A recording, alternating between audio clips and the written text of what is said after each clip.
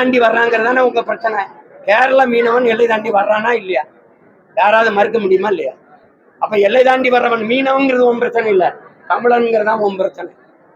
அதை கேட்க எனக்கு அதிகாரம் நாதி இல்லை. இந்த அதிகாரம் ஏதாவது பேசுதா? 39 பாராளுமன்ற உறுப்பினர், இப்ப 40 பாராளுமன்ற உறுப்பினர். என்ன செய்யறீங்க நீங்க?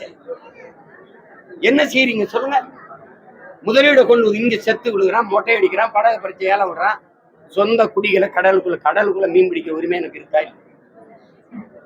நீ கச்சத்தீவை எனக்கு எடுத்துட்டீங்கன்னா என்னுடைய கடல் தூரம் அதிகம். கச்சத்தீவை அவனுக்கு கொடுத்துட்டீங்கன்னா அவனுடைய கடல் தூரம் அதிகம்.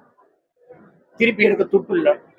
இப்போ நாட்டு மீனவனை பிடிப்பான், சுடுவான், படகை பறிப்பான், ஏலம் விடுவான். நீ அவனுக்கு போர்க்கப்பல் பரிசு கொடுப்ப. ஒரு நாட்டு மீனவனை சுட்டுக் கொள்றவனுக்கு நல்ல தரம் மேம்பாட்டு பயிற்சி கொடுப்ப. இராணுவ வீரனுக்கு ஆயுதங்கள் கொடுப்ப, துப்பாக்கி, தோட்டா எல்லாம் கொடுப்ப, கடன் கொடுப்ப. ஏன் இந்த நாட்டு மேல இலங்கைக்கு பயம் இல்லை?